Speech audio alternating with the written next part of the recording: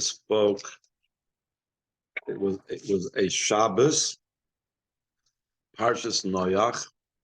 Let me see over here. Something with the sound. It was a Sicha from Shabbos, Parshas Noach, and it also it was also then happened to be also Rosh Chodesh, the second day Rosh Chodesh. Was in, I think, Tafshin Memhei, 1984, I believe. And the Rebbe was speaking about different things concerning Noach. One of the things it was talking about was about the similarity of Tevas Noach and what would take place when Moshiach comes. And that's essentially the part of the Sicha that we're going to focus on. But the Rebbe is going to speak about the unbelievable miracle that took place in Noach's Teva, and in connection with that, and how it's like Moshiach and a preparation for Moshiach, and makes it easier for the same miracle to take place when Moshiach comes. The fact that it already happened in the times of Noach. So we'll start from the second line in the downloads. Yedua, it's known, the existence of the world, and all the creatures of the world, within the Noach's ark, was in a very high state and situation, a very elevated situation in the table.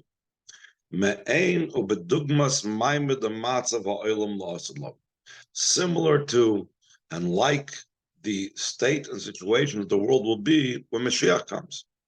The idea behind this is,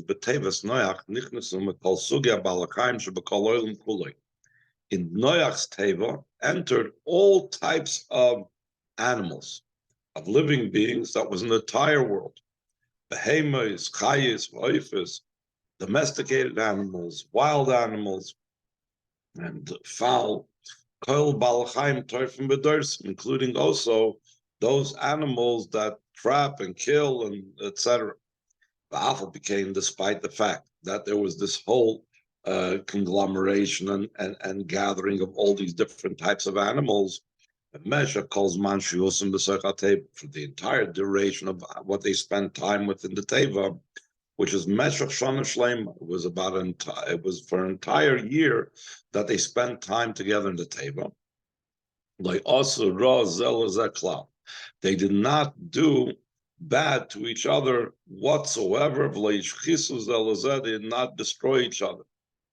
Moving Goydla Chiddush understood the great novelty about Pelush and the wonder of this matter. Something that's completely impossible as far as the nature of the creations. When you put inside a table, that its area is very limited. Like the Torah describes, it's 300 amas, cubits, etc. The whole measurements of a table. Multiple types of wild animals, or animals, of the entire world. And you are containing them together for a lengthy time. And without the supervision of many people to control them. The only ones that were there able to in place to control the animals was Noach and his sons.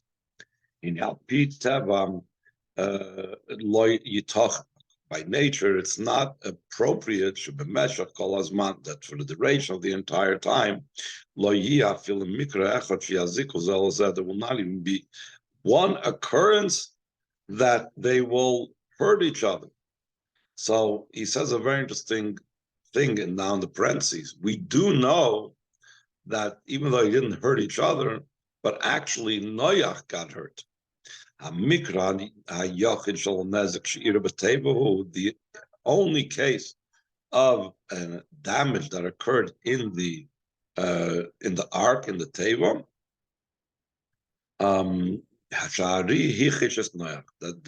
that the lion hurt Noach. Over there was a cause, there was a specific thing that the lion was reacting to. Because he was late in bringing the food that the lion was supposed to eat. That was a deficiency, that was a lack, that was something missing in Noach's avodah. He had to sustain all the creatures of the entire world. As the representative, the Hashem is the one that sustains everyone. Now Noach had them all on the table, so he had now a mission from Hashem. He now had to be the one to take the place of Hashem, where Hashem takes care of the needs of the animals in the wild. So now he had to do that. And therefore he was immediately punished. Why? This was for his benefit, the Rebbe says. So it should not remain any type of mark from this afterwards. In other words, the punishment that the lion hurt Noach was only so that Noach should be completely cleansed of any wrongdoing. It says that a tzaddik receives his consequences down here in the earth. So when he comes Lamaila after 120, he doesn't have to suffer it, because whatever he did wrong is cleansed by any consequences down here in this world. Avul Milvadze, except for this particular case of the lion's interaction with Noach, there was not a single event of animals that hurt each other in the entire year that they spent together in this constricted space in the table.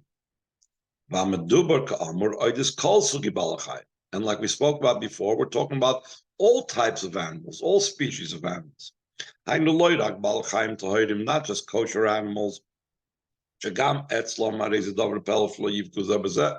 Even by kosher animals being constrained in one place, etc., for such a long time, it's also a wonder that they did not hurt each other. Though kosher animals do not have the nature of cruelty, therefore they were permitted to be eaten, because they are not animals that have this nature and characteristic of being cruel.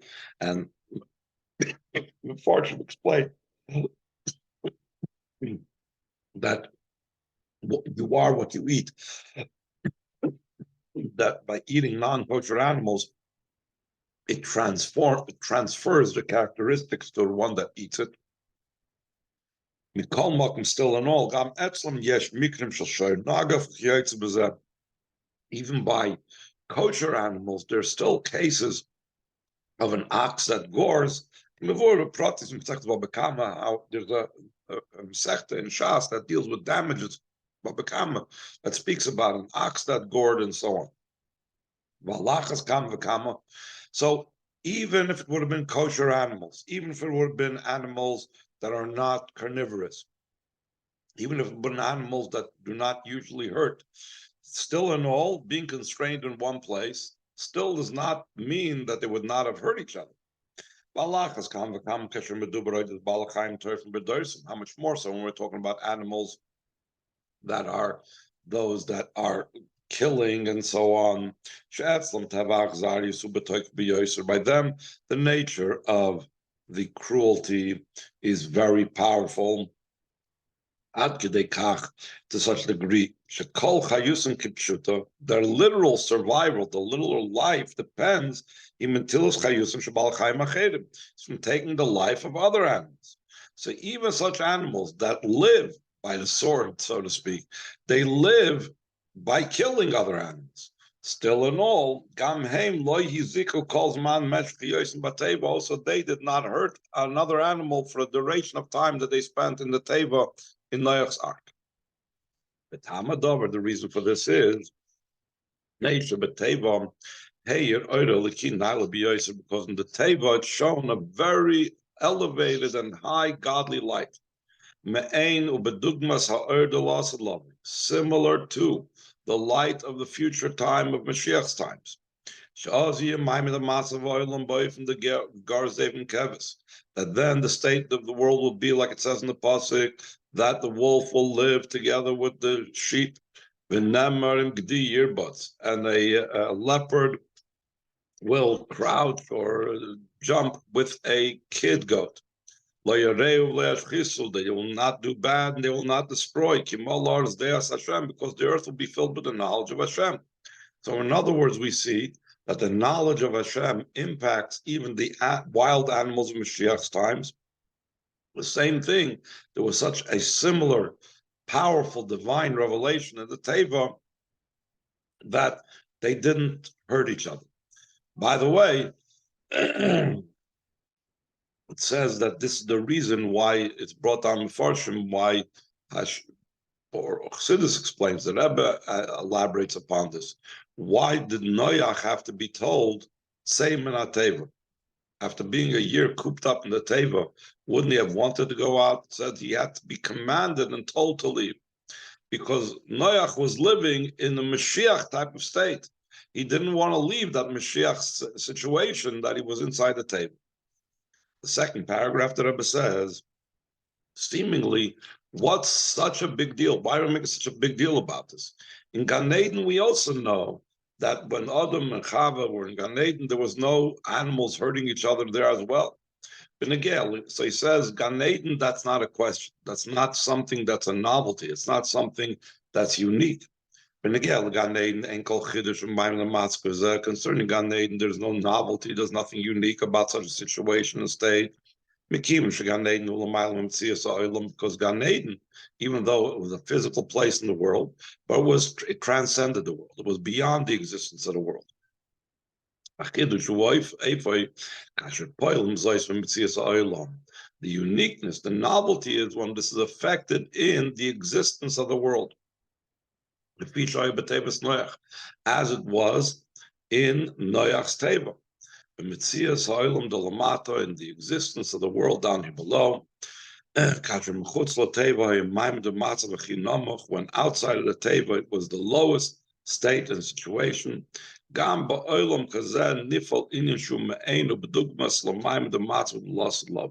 So also, such a type of world where it was already so low that Hashem needed to bring a mabel on it.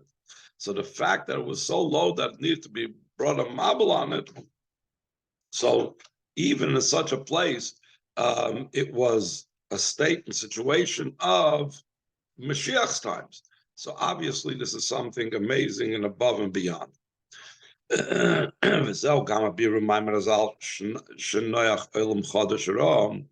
Chazal say that when Noach came out of the Teva, he saw a new world. Seemingly it's not understood. What does it mean? He saw a new world.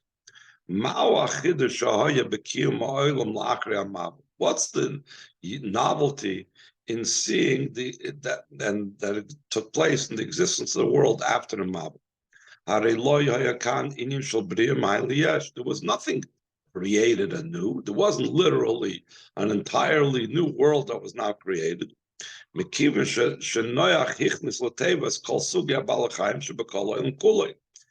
Noach brought into the Teva all the different types of animals of the entire world,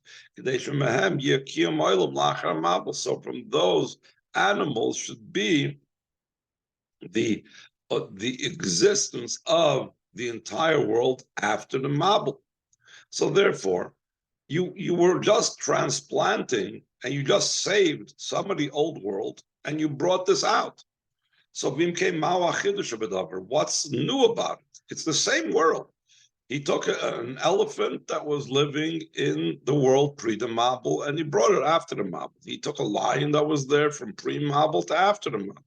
There was nothing really new taking place over here. What does it mean that Noach saw a new world?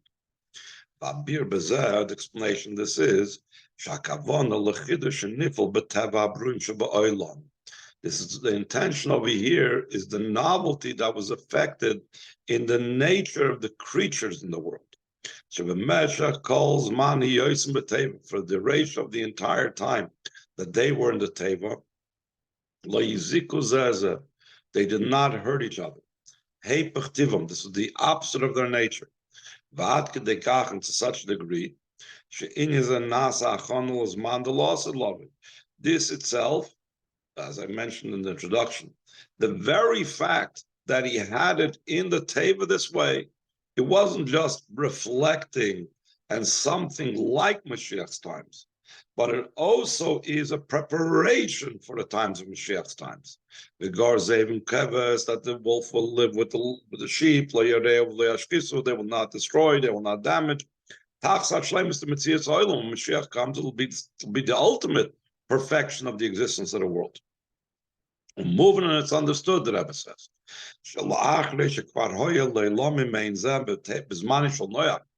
After it took place once upon a time, once already occurred in the Teva, in the times of Noach,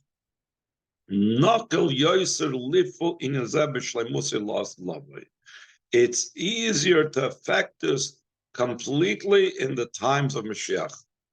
So it's a very interesting thing. Noach's ark was a precursor.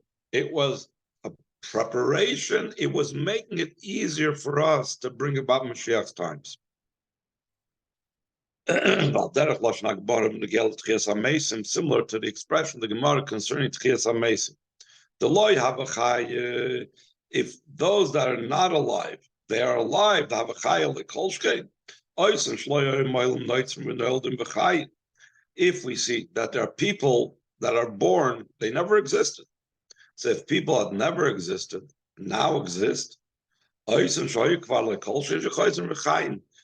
that already existed, how much more so is it easier for them to rise from the dead? In other words, the Gemara is trying to show and to bring from an event that occurs to help us understand an event that takes place in Mashiach's times. In a similar vein, by this happening already in the times of Noach, so this enables and makes it easier for it to occur when Mashiach comes. Another example of this is that we all know what the Rebbe always brings down about a child being taught the entire Torah in the mother's womb before he's being born to prepare for later. But they make him forget. How's it a preparation for later? So the preparation for later is because by him having learned it once, so even afterwards when he's forgotten it, but now he's coming outside of the world and he is in the world, he's going to be learning Torah. The fact that he learned it before makes this not a completely new learning now. And therefore, the fact that he learned it before makes it easier now. So the Rebbe says the same thing. It's easier for us to affect this transformative nature of Mashiach's times because it already took place in Noach's table. He calls them moving. From all this understood the great advantage of Noach in his effect on the world. Not only did he affect the existence and the salvation of the world, even more so. He affected in the world a very great ascent. Similar to and like and primarily hachane was a preparation concerning the perfection of the world when Moshiach comes. Now, in the next few pages, the Rebbe is going to elaborate, not so much talking about Moshiach, but he's going to elaborate more in detail about the different aspects of this unbelievable nest that took place with the animals in the table. But by extension, applying what the Rebbe just now said now, we could see how all of this is a precursor and a preparation and makes it easier for all of this to manifest when Mashiach comes.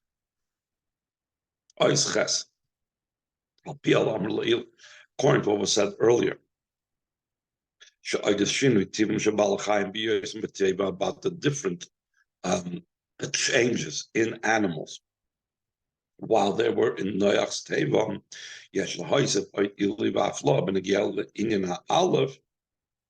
We can also add, concerning something that the Rebbe said in the first part of this Sicha, that he said, The people of the generation of Noach could not stop him, even though he was doing it for 120 years. They couldn't stop him.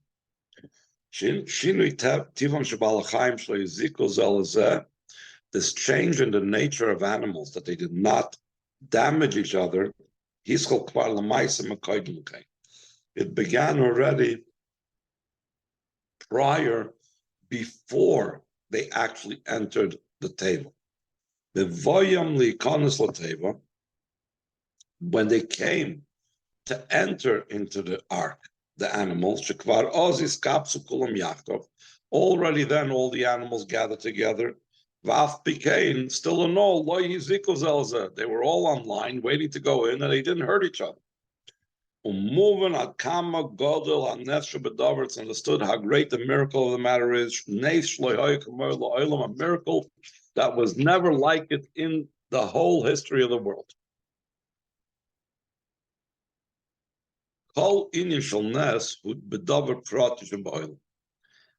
In general, whenever you have a miracle, it involves a particular specific detail of the world. For example, the miracle of the mon coming down in the midbar for 40 years. This only took place with the mon. And with the miracle of the mon, it didn't take place in the entire area of the globe. Only in a specific place, only that part of the wilderness that the Yidden went in. If the Yidden left already a certain area in the wilderness, it's not going to fall the mon over there also. It only fell in the area where the Yidden were located in the midbar at that particular time. Similar to that, what we learn in Pirkei Avos, that enumerates the 10 miracles, the 10 makas, for example, took place for our forefathers in Mitzrayim, or Asar and Nisim Naslav Sein and Beis Hamikdash, or the Pirkei Avos enumerates 10 miracles that occurred for our forefathers in the Beis Hamikdash, and similar to that, Shekol Nes U'Be'inyan Prati, every miracle is in a specific matter, U'B'Makom Mesuyim Dav, and in some specific place. This miracle that took place with Noach's Teva involved every species of animal in the entire world. It involved all the places in the world. Because from the entire world, even from the ends of the earth, all types of animals and wild beasts came to Noach's Teva. This means it's a miracle that permeated the existence of the entire creation. The Rebbe breaks down, there's many details in this miracle. Aleph, first of all, the very case that animals that are found in the entire world, they're coming on their own. No one is pushing them. Still in all, they suddenly decide to leave their location. And all of them should gather in one place. The place where Tevas Noach stood. Base, another detail in this miracle. Not all animals arrived at this place. Only two by twos, the male and female of each type. They're those, the kosher animals, that from them 7 by 7 came. And then Dalit, only the choicest ones. What's mean the choicest ones? Those that stayed loyal to their own species and they did not intermingle with other species. Hey, all the animals in the world. Amongst animals in the world, there are those that are predatory animals, carnivores, etc. Nichnasim kulam l'teva b'seder moisi. They all entered the teva in a very organized, calm manner. No one hurt each other while going into the teva. Without harming each other even before they entered the table. Kanal Barucha, the opposite of their nature, like we said before at length. All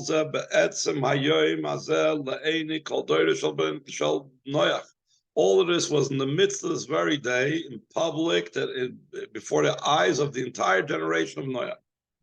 The Rebbe says, is there then a greater miracle than this? All this took place at the end of the 120 years that Noach took to build the teva. Only then, after 120 years, did all the animals come to the place of the teva. This means to say, when the world was in the ultimate descent, how low did the people have to be that even after 120 years of seeing Noach build a teva, they still didn't do tshuva? So the world was so low, and still in all, the animals were so permeated with this mission that they were not damaging each other, etc., etc. This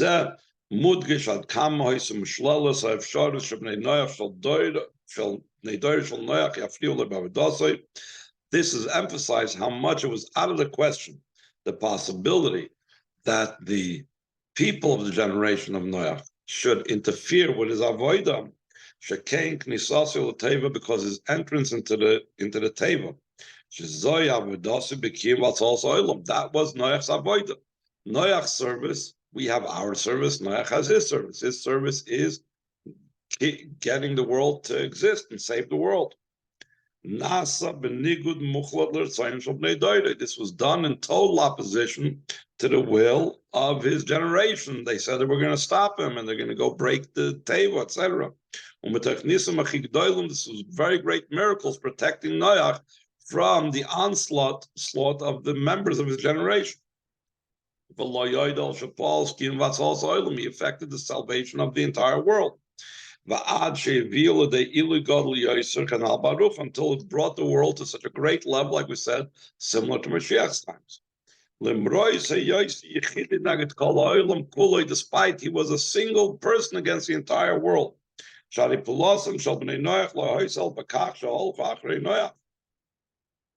You can tell me he had children, but the children didn't really instigate or initiate or motivate. They just followed along what their father did. So the Rebbe says, the explanation of this lesson in the avodah of a Yid is as follows. The Torah, Reish Parsha saying the Torah at the beginning of our Parsha, Mevora Indians explained the idea the Mayim Ram Yuchol Chavas Avogoyim, that the great waters will not be able to extinguish the love that a Yid has for Hashem. Shemayim Rabim Koyal Tirdus Haparnasa Machshav Sheminyan Olam Hazat. The great waters refer to the disturbances of Parnasa and the thoughts of matters of this world. Shem Bedugmas Me'amavel Mayim Hazadoyim. This is similar to the flood waters, the waters of wickedness.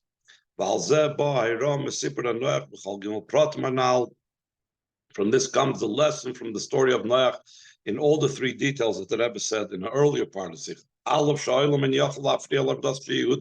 First of all, the world cannot interfere with the avodah of a Yid, just like they couldn't interfere with Noach. Beis Adrab, Yehudi Poilim Tzias Oilam. That secondly, a Yid affects the world, like Noach did with saving the world. And Gimel Layoidal Shapoil Ili Gadol Yoser Moshiach Kohen L'chein. He affects an even greater ascent than it was beforehand because he made a Olam Chadash, like we said. He had similar to Moshiach's times. When a Yid goes out to a world that finds itself in a low state, a world that has in it great waters of flood waters, that their purpose is to extinguish the love. All of Ladas, he has to know he should not become affected by it. There surely will not be able to extinguish the love. The concealed love that's in the nature of every yid by innately. Even after the neshama becomes enclosed in the physical body, to be involved in physical matters that are called the great waters. Still know that it cannot extinguish it. To be in a great love and yearning to go up and to become part of its Hashem above. Not only that, not only does he does not become affected by the great waters, but just the opposite. Now through the neshama becoming enclosed in these great waters, it could reach even a higher level than it was prior to descending into this world. In a way of transforming darkness to light, which we know is a greater level than the light itself, is when we take the darkness itself and transform it to light. The advantage of light and the greater light that comes out of the darkness. To